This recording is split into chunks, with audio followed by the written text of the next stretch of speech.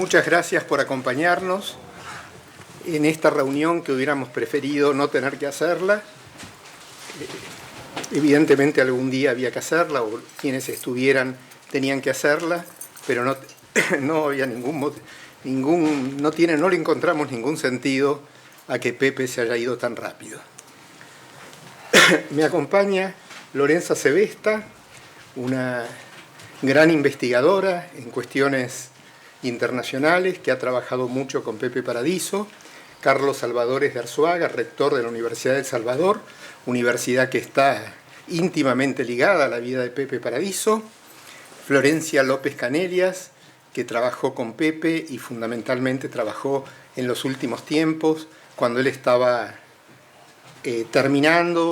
redactando este libro, El Ideal Unificador en América Latina, que es realmente una obra maestra en el ámbito de las relaciones internacionales y en el estudio de la integración. Y Juan Carlos Herrera, que también trabajó mucho con Pepe en la universidad y en muchos otros ámbitos. Como nos caracteriza la espontaneidad y no la preparación de las cosas, creo que a ninguno se nos ocurrió ver cuál iba a ser el orden de las intervenciones. Entonces voy a optar por el criterio más simple de pedirle a Lorenza que sea ella quien comience. Volentieri. Bueno, buenas tardes a todos, a todas, todos. Y es casi inútil decir cuánto me honra la invitación que me hicieron para este recuerdo y lo emocionada que estoy. y además el agradecimiento que le doy a todos los organizadores para que yo pudiera compartir con ustedes algunas reflexiones sobre yo voy a limitarme a tres rasgos de la persona de Pepe, tres rasgos que merece compartir para mí. Todos lo conocen probablemente, pero quizás que sobre lo cual es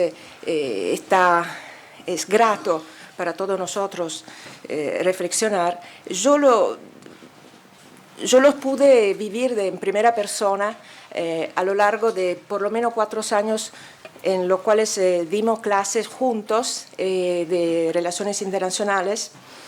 Y juntos quiere decir, junto en la clase, hicimos como una comedia del arte con un guión muy escueto, y alternándonos. Cada clase salía diferente por la lectura que estábamos haciendo, además por los desafíos que nos venían de la realidad. Y también por los pequeños resúmenes que hacíamos cuando teníamos tiempo, bajo la batuta de Yael, nuestra bibliotecaria en Bolonia, de la clase que íbamos a dar. Son famosos entre sus estudiantes, me parece que hay algunos acá, esto es el esquema Paraíso de la Guerra Fría, por ejemplo. Yo me acuerdo todavía cuando los estudiantes tímidos nos decían, cuando nosotros les decíamos, bueno, ¿cómo vamos a empezar? Usted decida. Dice, ¿puedo llevar el esquema Paradiso? Nosotros, sí, por supuesto. Entonces él se iba con la curvita, era una cosa maravillosa. Y esto es quizás el primer rasgo del cual quiero hablar a propósito de Pepe. El primer rasgo tiene que ver con su dimensión intelectual, el segundo tiene que ver con su empeño docente y el tercero con su enfoque de investigación. No esperen de mí algo de muy largo, pero tampoco esperen de mí algo de muy académico. Yo voy a hacer como hicimos con Pepe, algo con un guión muy escueto. La dimensión intelectual en la cual Pepe pudo expresar con más honduras su sabiduría, su erudición y su espesor humano fue la oralidad. Y una oralidad muy particular. Yo pienso que todo lo que hablaron con él la experimentaron, porque no era una mayéutica socrática. Entonces, con Pepe nunca se tenía la impresión de estar maestro-discípulo, sino era una mayéutica horizontal. Yo no sé de dónde le venía eso, sí de una... Yo pensé también que era una actitud que tenía que ver algo con el ser cristiano, no sé cómo decirlo, pero era exente de todo tipo de complacencia, esto era lo más lindo, pero paritaria al máximo. Entonces, que él hablara con un estudiante, con Mariana, conmigo, siempre se ponía al mismo nivel. Y esto hacía que la persona con la cual interactuaba se sintiera protagonista del diálogo. Y esto es el verdadero diálogo intelectual. Esto es el verdadero diálogo intelectual del cual sale un enriquecimiento recíproco real, no, no complaciente, como yo decía antes. Y me gustó mucho en el libro, sobre todo en la primera parte, ver cómo el libro es como si me interpelara. Y yo soy segura que cada lector tendrá la misma sensación. Es un libro como, ahora, vos lees el libro y sentir que Pepe te habla. Y esto es muy lindo. Y la verdad que felicito muchísimo lo que le ayudaron en esto, porque es una tarea titánica. Es una tarea titánica también tratar de hacer que eso sea posible, ¿no? Parece imposible, pero fue posible. Y paso a la segunda, al segundo rasgo que me gusta recordar con ustedes, que es su empeño docente. El empeño docente de Pepe privo de cualquier tipo de academicismo. Privo se dice, de cualquier tipo de ambición académica en el sentido que todo el mundo conocemos. Su empeño docente era un empeño docente de tipo político en el sentido griego. Él quería formar jóvenes que pudieran participar a esta gran democracia latinoamericana, una democracia que él no entendía como un método para elegir líderes, un método que se apoyara sobre partidos, elecciones. No. La democracia para Pepe era una polis, era un continuo diálogo en el cual cada uno aportaba, en el cual se cambiaba, era un diálogo ilustrado, en el cual dialogando se podía cambiar su posición. Eso es una cosa fundamental, sobre la cual voy a explayarme 2 minutos, porque para mí, y esta es quizás es la primera referencia que voy a hacer a un autor europeo, uno de los autores europeos que le gustaba mucho a Pepe, bueno, un autor muy formativo, Weber. Pepe estaba totalmente de acuerdo con Weber de que, de un lado, nosotros tenemos que desarrollar instrumentos de comprensión de la realidad que sean instrumentos de tipo teórico, empírico, que uno deduzca, que uno induzca, no importa, pero digo instrumentos para entender la realidad, y del otro lado tenemos que desarrollar cosmovisiones para cambiar esta realidad. Y entre estas dos cosas no hay una relación causal directa. Obviamente Weber lo decía contra Marx, y Pepe lo decía contra los economistas neoliberales. Entonces, repito, él lo que trataba de hacer en su función docente era estimular los alumnos a desarrollar instrumentos de análisis para comprender la realidad de un lado y tratar de cambiar esta realidad que ellos podían comprender gracias a los instrumentos instilados por esta pedagogía de Pepe según su propia cosmovisiones. Entonces Pepe hablaba muchas veces de utopías realistas. Y esta es, digamos, una de su gran enseñanza. Obviamente esta enseñanza tenía una contracara, podemos decir, más intelectual, que está bien reflejada en el libro, distinguir entre análisis y prescripción.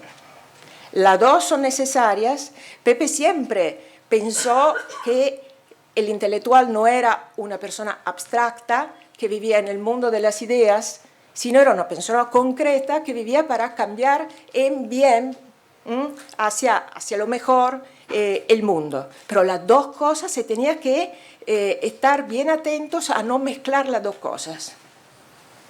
Esa era una gran enseñanza para los estudiantes. Es muy difícil entender para los estudiantes y también para los que no son estudiantes.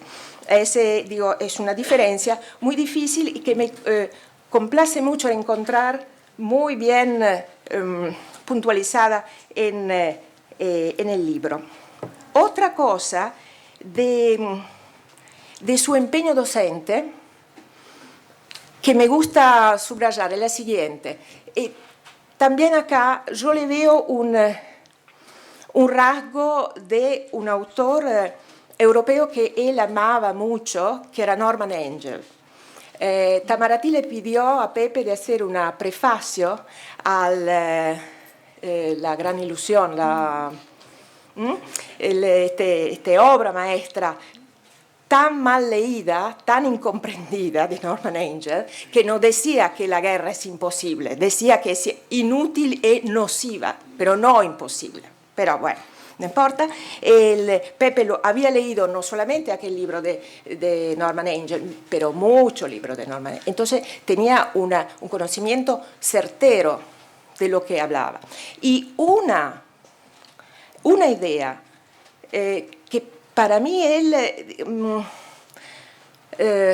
tomó y como siempre hacía, tomó y trabajó sobre esta idea para hacerla suya, era que de un lado tenemos la naturaleza del hombre. Nosotros poco podemos hacer sobre la naturaleza del hombre, que tiene un carácter insondable, y acá vuelve, ¿no? quizás el elemento religioso, un carácter insondable al interior del cual siempre está la maldad. Entonces nosotros no podemos actuar sobre la naturaleza del hombre, pero sí sobre su conducta. Y para actuar, para incidir sobre su conducta, tenemos que cambiar sus opiniones sobre las cosas. Por ejemplo, como cambiaron las opiniones sobre la antropofagia, la esclavitud. Hubo mucho. Entonces decía sobre la guerra también. La guerra y la paz era uno de los puntos, como bien sabe Mariana, cruciales de su apicales, diría. El ensayo que escribieron juntos es una obra maestra. Bueno, es una obra maestra del latinoamericanismo, de la literatura sobre paz, de cómo se escribe un ensayo en dos. Es una cosa maravillosa. Entonces, la idea repito, no podemos hacer nada con la naturaleza del hombre, pero tratamos de cambiar su conducta. Tratamos de cambiar su conducta, tratando de cambiar la opinión que ella tiene sobre las cosas. Por eso sirve el empeño intelectual. Entonces, un empeño intelectual que está siempre vinculado a cambiar por lo mejor el mundo. Y llegamos al último punto, el enfoque intelectual. Yo nomás voy a tratar de puntualizar un concepto, porque Pepe No le gustaban las palabras difíciles, por eso nos encontrábamos tan bien, yo pienso. No le gustaban las palabras difíciles, no le gustaba el saber parcelado, el jargón que cada uno utiliza en su propia disciplina para fortalecerse, ¿no? Bueno, todos lo sabemos de Foucault a qué sirve el jargón. No, él tomaba de la historia, era un historiador, economista, sociólogo, filósofo político. Entonces, no al saber parcializado. Entonces, ¿cómo actuaba? Actuaba sobre la base de temas, de cuestiones, ¿no? Y acá, en individuar las cuestiones, yo pienso que él supo utilizar a lo mejor algunos pensadores europeos y en el ejemplo del cual yo voy a hablar, que es el ejemplo de la nación, del concepto de nación, él supo con su pensamiento lateral añadir muchísimo significado a un concepto que en sus manos devino un concepto analítico y sirvió también para la prescripción, y ahora voy a explicar qué quiero decir del otro. Entonces, el concepto de nación. Acá hay mucha nación, acá hay mucha integración, hay mucha nación. En este caso, para mí, de donde se inspiró uno de los autores a los cuales se inspiró Pepe fue Carr, que él conocía muy bien. Otro autor muy citado y muy poco leído, sobre todo su obra sobre The 20 Years Crisis. En las últimas páginas de 20 Years Crisis, Carr va di petto, toma directamente una cuestión apical en este momento, estábamos en 1939, es una cuestión sobre la cual él dedicará los últimos años de su vida, ¿no? Que es la cuestión del nacionalismo. ¿Qué dice Carr? Carr dice que la calidad cohesiva totalizante de la nación es lo que permitió a los estados europeos de construir un acuerdo entre clases sociales que no fuera solamente basado en una relación de fuerza. ¿Por qué? Porque los acuerdos basados sobre la relación de fuerzas son acuerdos muy frágiles. Son acuerdos muy frágiles y que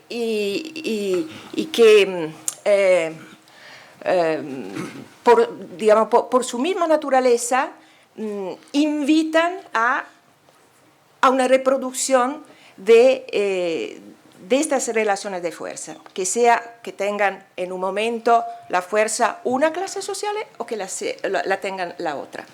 Entonces Carr decía, lo que lograron hacer con medios diferentes los estados europeos fue crear, él decía, un we feeling, un sentir común que permitiera resolver esta cuestión de la pugna de poder. Y él decía, los estados europeos no fueron capaces de construir este sentir común entre ellos, entre estados. Y entonces estamos destinados a repetir siempre el círculo vicioso de la guerra, un círculo vicioso de las relaciones de fuerza.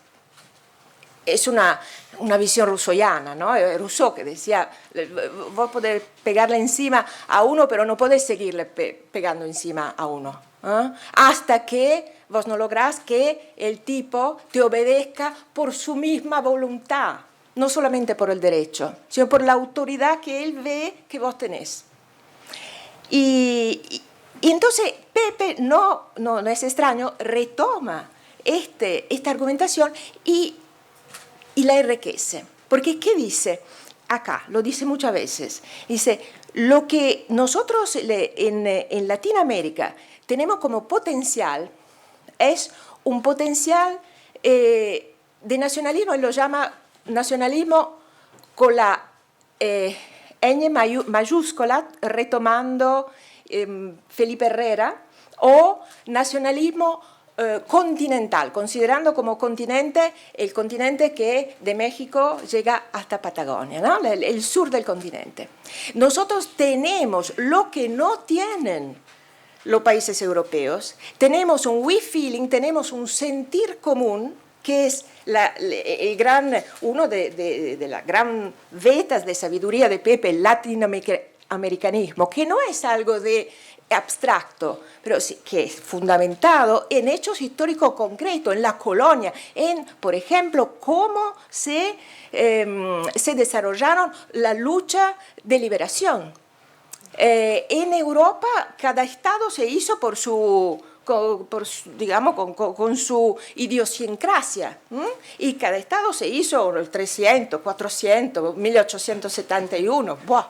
Acá hay todo este movimiento que hace que no es solo el idioma común es algo de muy superficial. No es casualidad que Pepe se sintiera muy vinculado a Brasil, que no tiene, con lo cual no tenemos idioma común, pero sí una experiencia, algo de we feeling, algo de sentir común. Y entonces el libro está lleno de esta cosa. ¿Qué trata de hacer Pepe en el libro? En el libro Pepe trata de entender las pulsaciones, ¿no? De cuando este nacionalismo con la N mayúscula, el nacionalismo regional, ganó, y cuando tuvo que retraerse. Obviamente yo no hago la spoiler, entonces no le voy a decir cuál es la opinión de Pepe, pero yo quiero terminar diciendo que tratando de encontrarle las respuestas, Pepe transita de manera muy poética y muy suya desde una orilla a la otra del Atlántico. Y entonces hay como un viaje que sigue haciendo, que no es solo uno de estos viajes que le gustaba tanto hacer con Mariana en Roma y en otros lugares, ¿no? No es solo un viaje físico, es un viaje intelectual, pero es un viaje intelectual apasionado, crítico, y del cual realmente supo traer lo decía, noticias de Europa, de los acontecimientos y de las ideas europeas, lo mejor. Y acá me paro y los agradezco por la...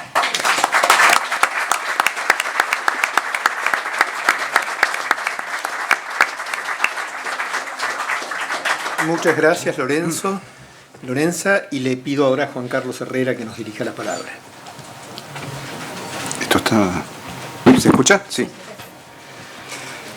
Bueno, en primer lugar quiero expresar mi agradecimiento a las autoridades de la universidad por permitirme compartir con ustedes esta semblanza personal e intelectual de Pepe, de un amigo y de un maestro, a la presencia del rector de la Universidad de El Salvador, de Lorenza Sebesti, de Florencia, que ha tenido la tarea ímproba del libro, y sobre todo, bueno, de todos ustedes que tuvimos la dicha de compartir la amistad de José Pepe Paradiso, de escuchar sus reflexiones siempre agudas y muchas veces apasionadas, centradas en el pensamiento social y político, su vocación inclaudicable por la integración latinoamericana y, entre otras grandes pasiones, su amor a Boca, su deleite por el tango y el buen cine. Diré de su persona que cuando lo conocí como docente, investigador en la Universidad de El Salvador, se me reveló el sociólogo en su estado más puro. Pepe fue, por sobre todas las cosas, un trabajador de la sociología. En su pensamiento siempre había rigurosidad metodológica, la definición precisa del hecho social, a lo Durkheim, la exploración inquisidora en las preguntas sin despreciar los valores, y allí estaba Weber, como decía Lorenzo, aunque de modo que no interfirieran ideológicamente en la investigación de los datos, cosa que cuidaba mucho. Había estudiado con Gino Germani y formaba parte de la primera camada de sociólogos argentinos que dieron forma a la investigación de los procesos sociales para explicar los cambios de una sociedad en transformación y modernización que ya se verificaba en diferentes regiones del país y de América Latina.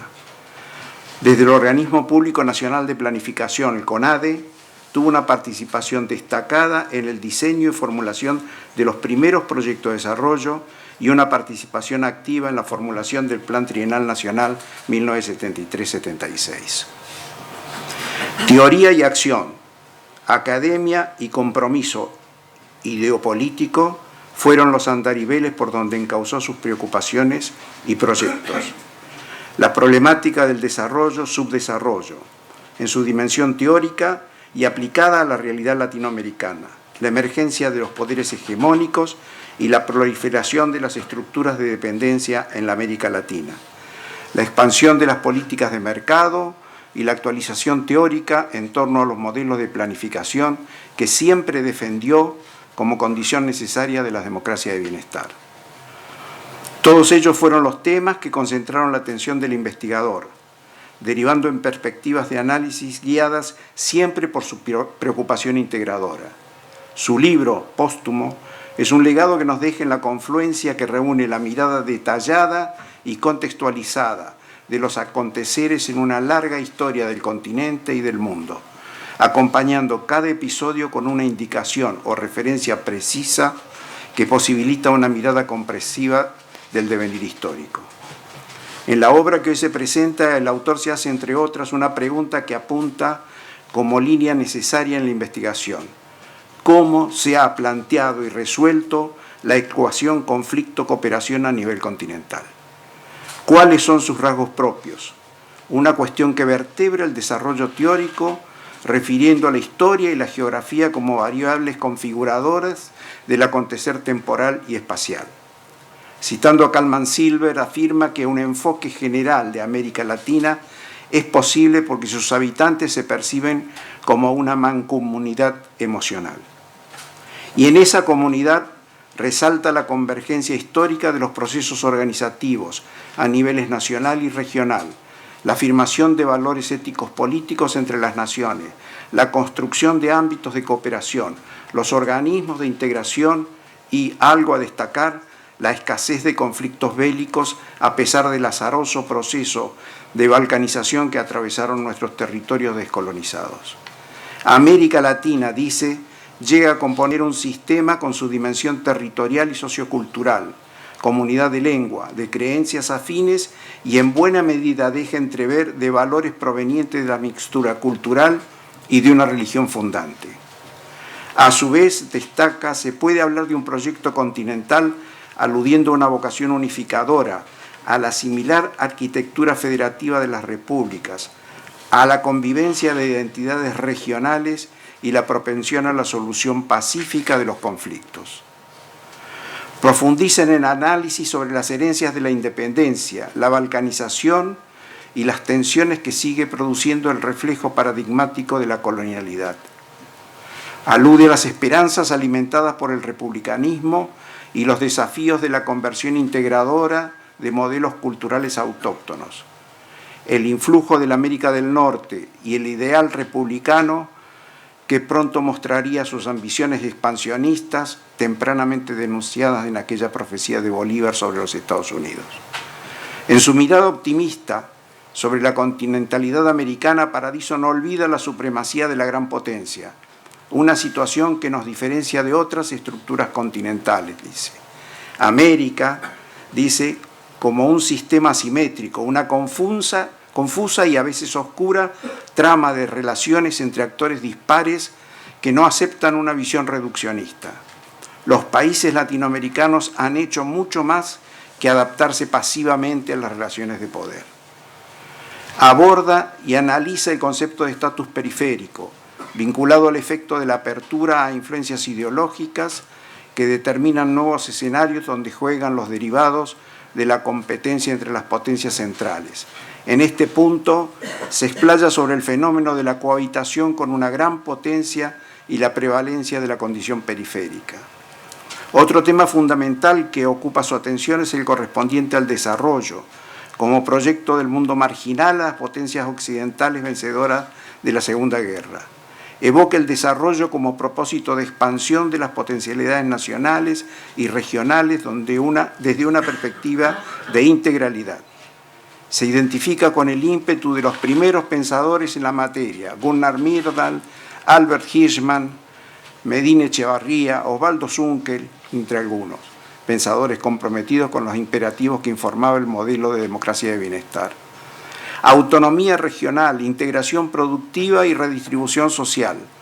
Lo mismo Celso Furtado, Raúl Prebisch, Felipe Herrera, en cuya memoria la memoria de Prebisch conformó un grupo de estudio y reflexión que funcionó en esta casa y del que participamos varios de los que estamos aquí presentes. Su preocupación permanente por reivindicar la trayectoria de la CEPAL. También sus elaboraciones teóricas sobre los procesos de modernización en América Latina y el Tercer Mundo, cuando insistía sobre releer los ensayos y debates sobre estrategias del desarrollo situados en el contexto histórico-político. La actuación de los líderes como Nehru, Nyerere, las acciones del Grupo de los 77, el desempeño de la UNCTAD, la Conferencia de la Población de los años 70, siempre estaban en sus conversaciones. Sus análisis sobre las expectativas que generara la posibilidad frustrada de un nuevo orden económico internacional en los 70, la idea de que la prosperidad era indivisible y que el desarrollo implicaba nuevos modos de pensar el progreso económico, la institucionalidad política y la equidad social. De todos los males, escribió, hay dos de carácter estructural derivados de la hegemonía del capitalismo global, dirigido por las finanzas, y el soporte del fundamentalismo neoliberal, la desigualdad / concentración de la riqueza y la destrucción ecológica. Un capitalismo financiero, decía, que se configura en un determinismo opaco al servicio de la cultura de los negocios. La deconstrucción de este sistema resulta tan trabajosa como necesaria y comienza por mostrar que hay otros caminos posibles. Más cercano en el tiempo, escribió sobre el fenómeno del populismo, como reacción a los designios de políticas intervencionistas y reacias al ejercicio de las soberanías nacionales en las naciones periféricas. Con respecto al final del ciclo neoliberal en el continente, decía refiriéndose al poder transnacional, vieron con simpatía el carisma que le facilitaba los negocios, pero el antiguo fantasma retornó y las alarmas de los sectores hegemónicos volverían a sonar con fuerza a lo largo de la primera década del nuevo siglo XXI. Las políticas de Venezuela, Argentina, Brasil, Bolivia, Ecuador y los liderazgos que las impulsaban rápidamente ingresaron en la casilla populismo con todas las adjetivaciones y descalificaciones correspondientes. Después de ensayos promisorios, el trayecto de la región, aunque con diferentes cronologías, hizo que se impusiera de nuevo la condición periférica y la cohabitación con un poder hegemónico. En otro texto agrega que la periferidad comporta un modo particular de participación en la gran corriente de la historia latinoamericana que trascienden mucho los registros económicos y remite a influencias político-ideológicas. La cohabitación refleja el hecho de compartir un mismo espacio geopolítico hemisférico con un poder hegemónico y las vicisitudes y reacciones ante esa circunstancia. Afirma que históricamente en la América Latina coexisten dos tendencias principales: la fragmentación que opera desde la economía y la unificación que se nutre de la política y de la cultura. Lo acostumbrado ha sido que cada país se abra al mercado mundial manteniendo escasos vínculos comerciales recíprocos con la región y preste poca atención a las redes de comunicación interregional.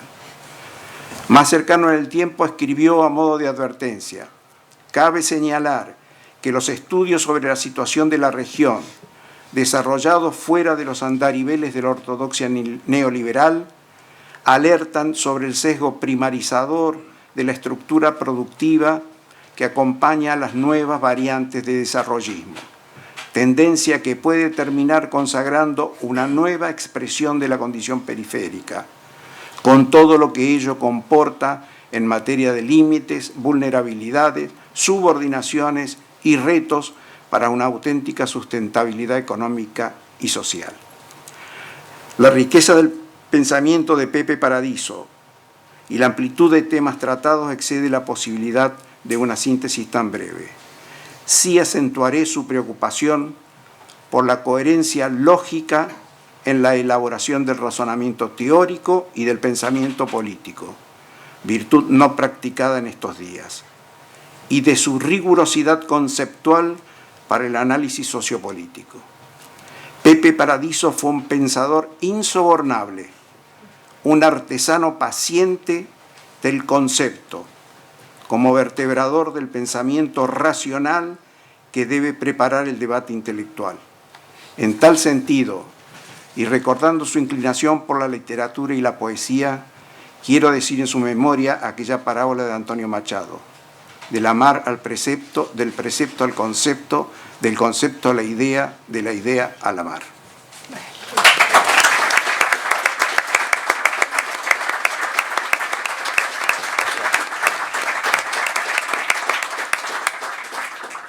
Muchas gracias, Juan Carlos.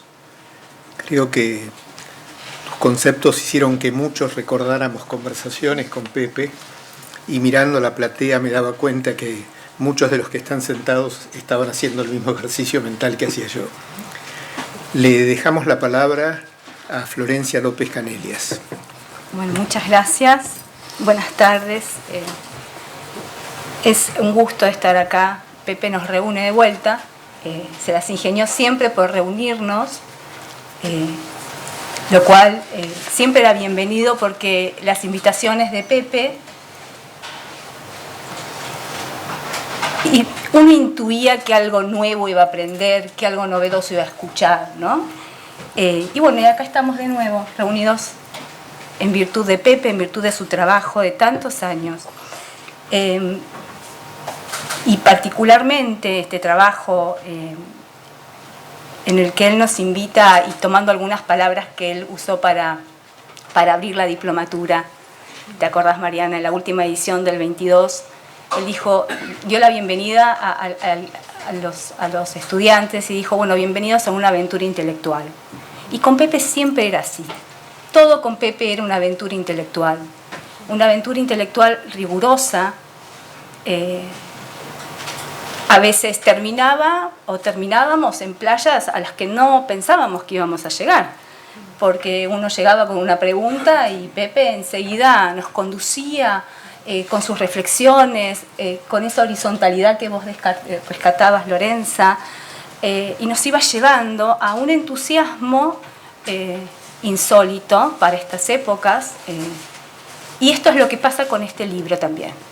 Pepe nos sigue hablando, nos sigue entusiasmando, y nos sigue proponiendo una aventura por esta trayectoria latinoamericana,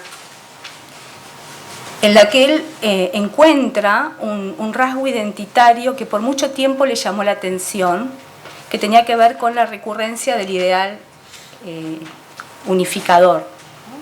Él lo llama ideal unificador, que se expresa a veces, que se concreta en esquemas de integración.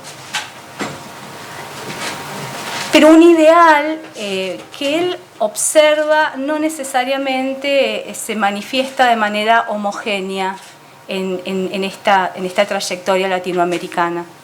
Entonces, comienza formando esa pregunta y detecta que ese ideal unificador se manifiesta en distintas sedes del mundo social, en distintos momentos descoordinados, a veces toma mayores intensidades, por momentos se eclipsa, ¿no? Y entonces su propia pregunta empieza a hacerse cada vez más compleja, ¿no? ¿Cómo explicar una continuidad?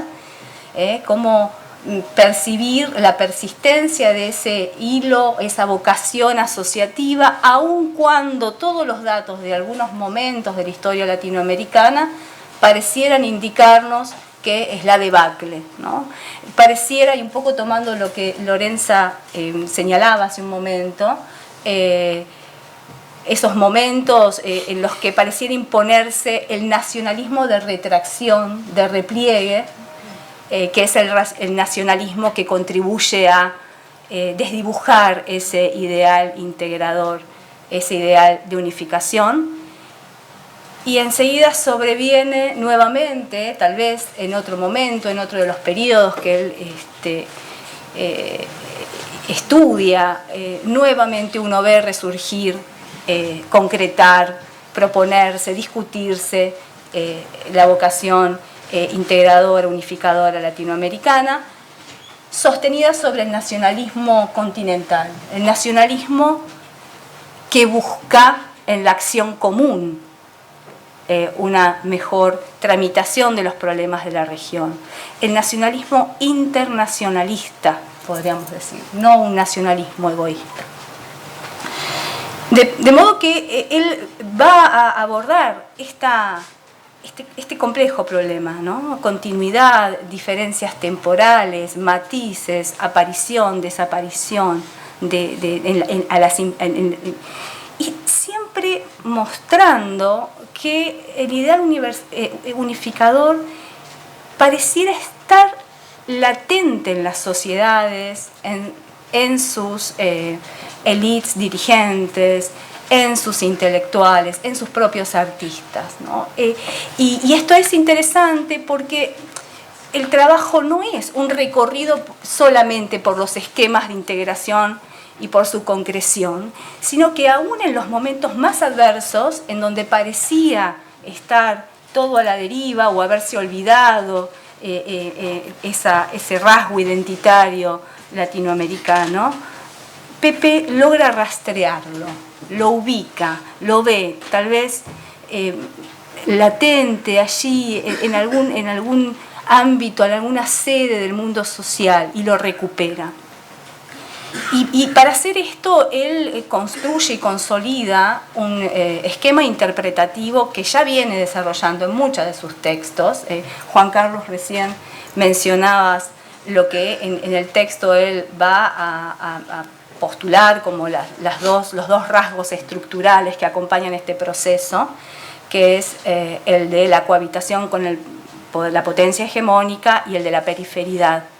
Ya en el trabajo que escribió junto con Mariana de Paz y Guerra en América Latina, ya en otros textos sobre política exterior, aparecen estos rasgos en su manera de abordar lo que se propone en sus distintos textos.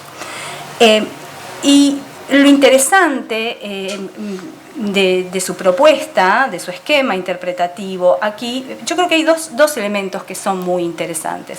Por un lado es que él consolida una propuesta conceptual respecto de la periferidad que es innovadora en relación a lo que habitualmente se entiende por periferidad. Recién, Juan Carlos, vos hacías alusión a esta idea de que la periferidad no remite únicamente a un tipo de relacionamiento o de ubicación económica en una estructuración del tipo centro-periferia, sino que la periferidad tiene que ver con la disposición a absorber aquellas producciones del centro, producciones ideológicas, cosmovisiones, producciones institucionales.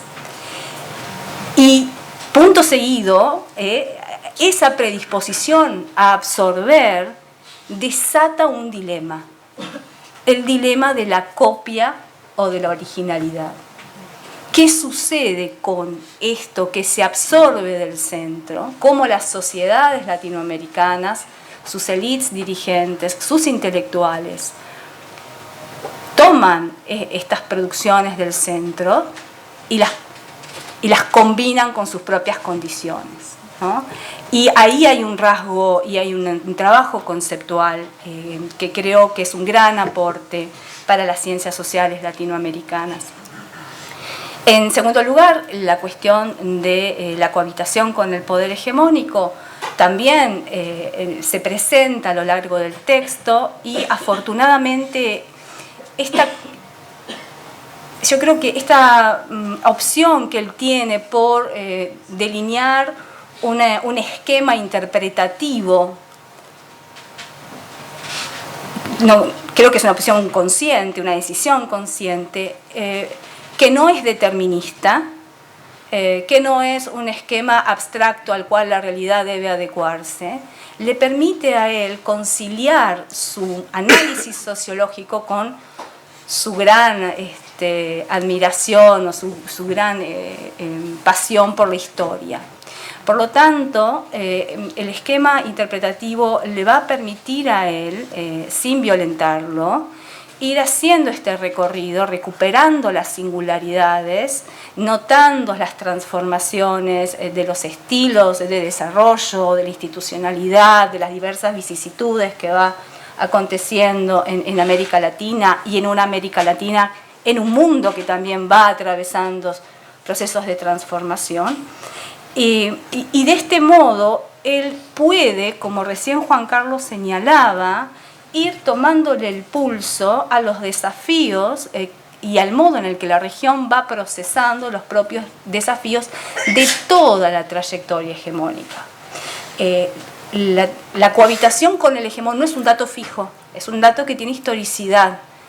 Y cuando termina el texto, él termina preguntándose, bueno, una de las cuestiones que tenemos que estudiar, a las que tenemos que estar atentos ahora, es a ver qué sucede en estas condiciones de declinación, de repliegue del hegemón, y cuál va a ser el desempeño de este hegemón declinante y de la propia región. En el diálogo entre estos dos elementos claves, estructurantes de su mirada, de ese diálogo histórico, insisto, que va teniendo escenarios particulares, se va desprendiendo la latinoamericanidad. Y la latinoamericanidad es una suerte de principio activo, es esto que, por lo menos yo lo he entendido de esta manera. Creo que este texto nos va a dar para muchas conversaciones, y ojalá así sea, ¿no? La latinoamericanidad es lo que resulta de esta ida y vuelta entre la condición periférica y la cohabitación del poder hegemónico, y pone sobre la mesa, visibiliza un conjunto de valores comunes que han informado esta nación continental a la que hacía alusión Lorenza, que tienen que ver con la igualdad, con el bienestar y con la justicia y con la autonomía. Y allí donde los tiempos son adversos aparecen estos pequeños rastros de enclaves en donde siguen reivindicándose tal vez esos valores como valores que deben guiar la acción política o la convivencia social de estas sociedades latinoamericanas. Lo interesante de este Pepe sociólogo que recurre a la historia es que además en la confección de este trabajo nos presenta una especie de Pepe arqueólogo. Pepe tenía, no sé si a ustedes les pasaba, yo cuando decía, bueno, uno se embarcaba, ¿no?, en una aventura intelectual con Pepe y nunca sabíamos en qué playa íbamos a terminar, porque él iba sumando y si no era una película, era un libro, y si no era un libro, era un tango. Vos hacías recién, Juan Carlos, alusión a esto. Y el empeño, la selección de materiales, de discursos, de acontecimientos, de procesos, de conversaciones entre distintos protagonistas de las diversas épocas en las que él va organizando su relato, hace una curaduría amorosa de esta empiria con la que él trabaja, rigurosísima, que nos va sorprendiendo. Datos que no son meramente datos, que tienen un valor, que tienen un sentido profundo y que además para todos nosotros tienen una potencia mayor porque encontramos a alguien que tenía un propósito, además de mostrarnos el dato novedoso, y era un propósito casi de rebeldía en este momento de la cultura del descarte, que tenía que ver con la rehabilitación y con la reposición de aquello que parecía que quedaba destinado al olvido. En este último tiempo él manifestaba un compromiso muy profundo con llevarnos a lugares, a textos, a autores que verdaderamente tenían mensajes que proporcionaban en algunos momentos muchas aristas para la reflexión y que por algún mecanismo de las ciencias sociales habían ido quedando de lado. Y yo creo que él ahí tenía un propósito político de rebeldía en términos de ciencias sociales que lo solucionaba trabajando, ¿no? Digo, bueno, ahí en su texto aparecen estas llamadas a seguir hurgando, a seguir buscando en aquellas voces que pudieron pensar épocas tan o más complejas que la nuestra y que en algún punto pueden ayudarnos a desentrañar nuestra propia condición actual. Con respecto a las ciencias sociales, algo que también decía Lorenza y que era también un propósito y que se manifiesta en el texto de Pepe,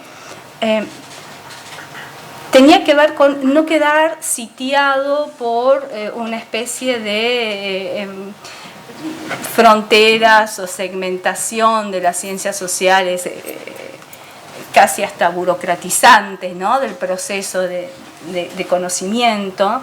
Y él cierra el libro convocando, alentándonos, como siempre, entusiasmándonos, a tratar de formar unas ciencias sociales de la integración. Él pensaba, imaginaba, nos reclamaba a todos nosotros la necesidad de construir ciencias sociales integradas. Y cuando uno va leyendo en estas páginas, uno ve esa vocación muy trabajosa de interlocutar, de dialogar, de escuchar lo que tiene por decir la economía, la antropología, la ciencia política, las relaciones internacionales. Y finalmente, algo que también yo tuve la misma impresión cuando vi el texto por primera vez. Bueno, yo lo espié un poco antes, simplemente porque había que prepararlo para la edición. Hicimos un trabajo en conjunto, lo había comenzado a hacer Alejandra Peñalba, luego junto con Mariana fuimos tratando y con Pepe por supuesto, de darle forma para que llegue al editor. Así que nada, fue un minuto antes lo pude ver, pero cuando lo pude leer, lo primero que me estremeció del texto es la capacidad de poder establecer una relación con el lector de complicidad, de entendimiento. Y yo creo que hay algunos momentos del texto en el que son momentos silenciosos, fines de frases con puntos suspensivos, en lo que creo que Pepe provocaba ese momento de reflexión del lector, ¿no? Y tenía que ver con esa dinámica de diálogo que él planteaba cara a cara y con una gran destreza lo transmite al texto. Los tiempos del texto son tiempos que parecieran estar organizados para cultivar esa complicidad con el lector, y con un lector que participa. Y finalmente, algo que me parece que no es menor, tiene que ver con que además nos propone un texto, un trabajo de gran rigurosidad, y nos propone una prosa bella. Y esto en ciencias sociales es difícil de encontrar. Poder leer una narración, un análisis redactado con tanta, decía Lorenza, hablabas de poesía, hay una poética en el texto de Pepe. Creo que es uno de estos trabajos que nos va a seguir entusiasmando y que en definitiva era su gran propósito, ¿no? Dejarnos siempre buscando y tratar de avanzar en ese entusiasmo que nos supo transmitir siempre. Muchas gracias.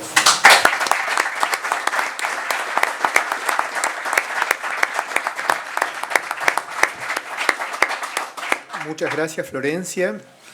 Como todos sabemos, la Universidad de El Salvador fue parte importante o importantísima en la vida de Pepe, y aquí tenemos a su actual rector, que también va a hacer referencia a Pepe Paradiso.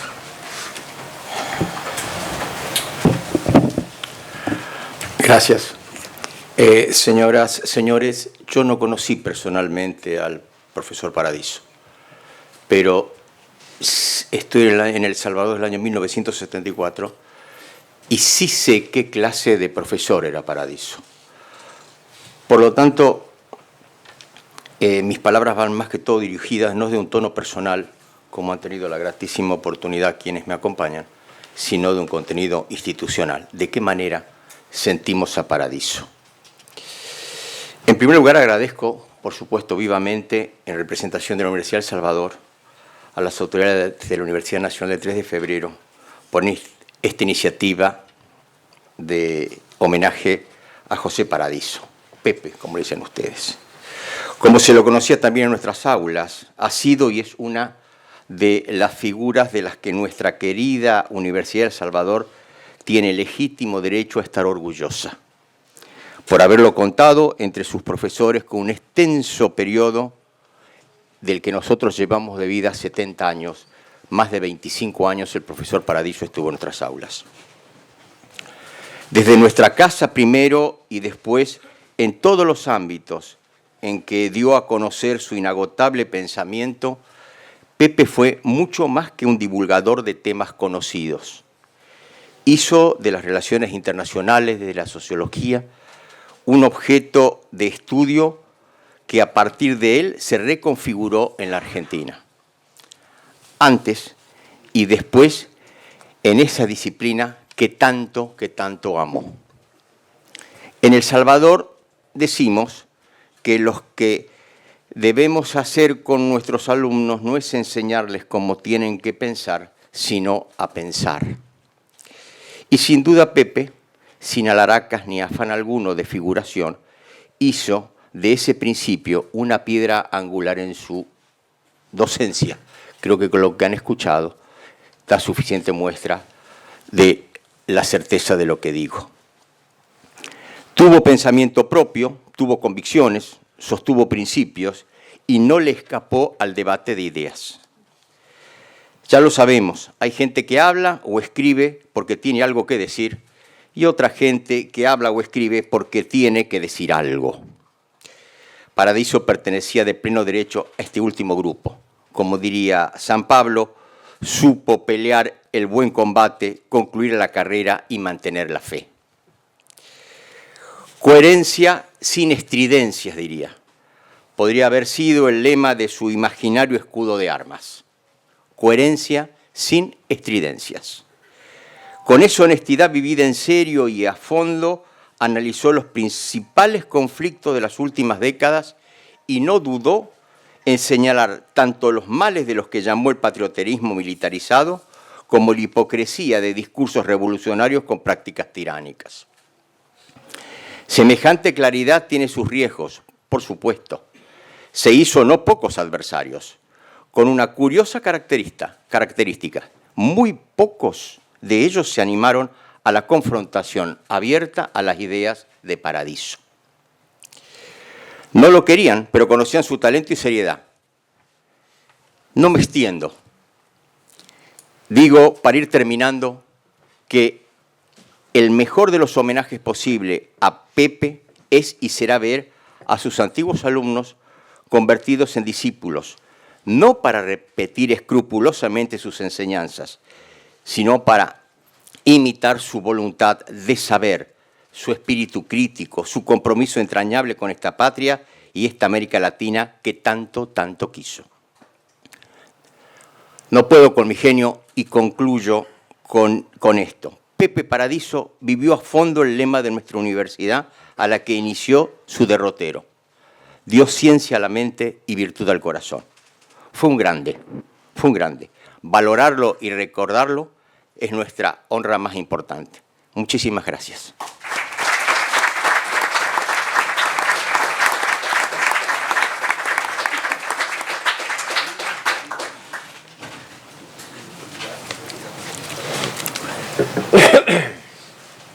Todo lo que yo pueda decir sobre Pepe no va a agregar nada a lo que ya escuchamos, las consideraciones sobre sus posturas en lo que hace a la ciencia, a la economía, a la sociología. Voy a hablar desde mi lugar de amigo de Pepe. Disculpen mi debilidad. Desde hace más de 50 y pico de años. Amistad que se sigue manteniendo porque uno piensa en él como si todavía estuviese vivo, recuerda diariamente las charlas, las últimas charlas en el café de la esquina del departamento, las más últimas aún, ya en su lecho de enfermo, y las de décadas anteriores, en momentos muy distintos del país, algunas charlas que también tenían un grado de peligrosidad muy alta porque muchas de ellas tenían que ver con momentos de mucha represión. Creo que no es casual que yo pensaba mirando desde aquí que teníamos muchos siglos en esta platea, no de edad, sino de amistad con Pepe. Acá hay mucha gente que no es que lo conoció en los últimos 2 o 5 o 10 años de su vida, sino que fue su amigo durante varias décadas. Creo que esa es otra faceta que hay que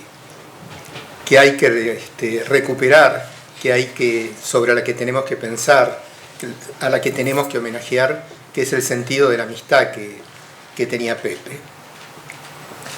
En momentos difíciles míos y del país, Pepe estuvo absolutamente siempre a mi lado. Podría contar cosas que no tiene sentido contar porque serían infidencias, pero en muchos momentos sentí la cercanía de Pepe y sentí la grandeza de Pepe. Creo que muchos de los que están acá deben haber sentido lo mismo, y eso hace que estén presentes acá, o muchos otros que no están presentes, pero que nos llamaron para explicarnos por qué no podían estar y agradecernos por este homenaje que estábamos haciendo. Pepe formó a muchas generaciones de sociólogos, a muchas generaciones de militantes políticos. Pepe se arriesgó a muchas cosas que otros no querían arriesgarse. Pepe fue un militante en el mejor sentido de la palabra. Yo tenía además una ventaja, como el fútbol mucho no me interesa, a pesar de que soy de River, tenía la ventaja de que, como decía, el fútbol no me interesa, no tenía que discutir con él sobre Boca. Acá, el rector de la universidad, sentado en la primera fila, sí tuvo oportunidad de discutir mucho con él, porque él también es de River y se enfrentaba en comentarios sobre partidos con Pepe. Yo tenía la ventaja de que no entraba en ese campo que era tan fundamental y gravitante para él. Decía,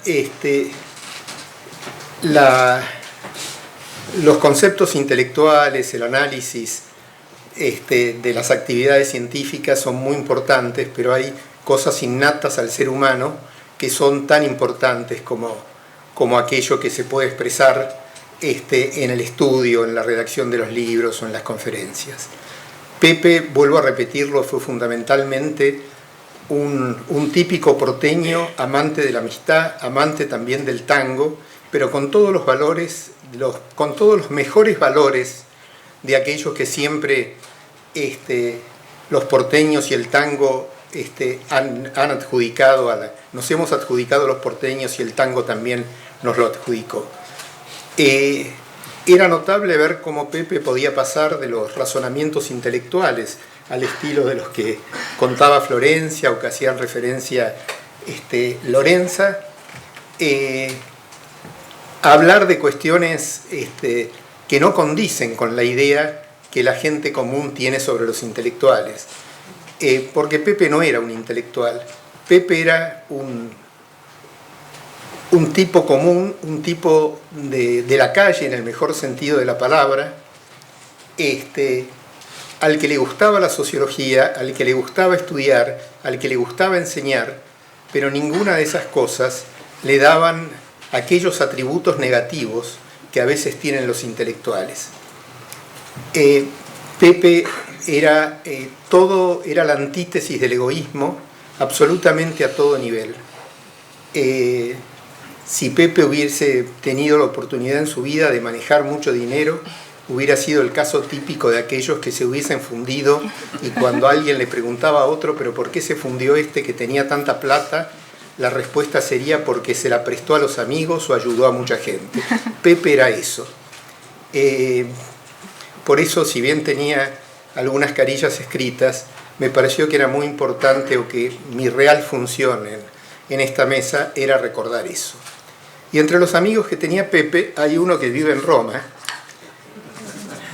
que desde hace un tiempo se llama Francisco, y que, sabiendo que íbamos a hacer este homenaje, en la última reunión que tuve con el Papa se lo planteamos y rápidamente mandó una carta para que fuera leída hoy. Señor profesor Aníbal Josami, muchas gracias por su correo. Le agradezco también que nos comparta la noticia del merecido homenaje al profesor José Paradiso, para muchos de nosotros el querido Pepe. Sin duda el profesor Paradiso tuvo claro que para lograr el desarrollo una verdadera amistad social es necesario, cultivar la mayor política puesta al servicio del verdadero bien común. En nuestros encuentros de los lunes, café de por medio, nunca nos cansamos de pensar y soñar juntos caminos concretos hacia la fraternidad universal y la paz social por medio de la buena política, de la cual, sin dudas, Pepe fue un precursor. Por eso, como le dije a él en uno de los últimos mensajes que le envié, siempre le estaré agradecido por todo lo que me enseñó. Les agradezco por este homenaje y los animo a volver a sus escritos y enseñanzas. Anhelo que cada uno, desde el lugar que nos toque, podamos gustar de la verdadera política que nos permita seguir pensando, soñando y gestando una sociedad fraterna y solidaria por medio de un verdadero desarrollo humano integral. Que Dios recompense todo el bien que el profesor Paradiso hizo y le conceda el descanso eterno. Rezo por él y por sus seres queridos, así como por todos los participantes en este homenaje. Me encomiendo a sus oraciones. Que Jesús los bendiga y la Virgen Santa los cuide. Fraternalmente, Francisco.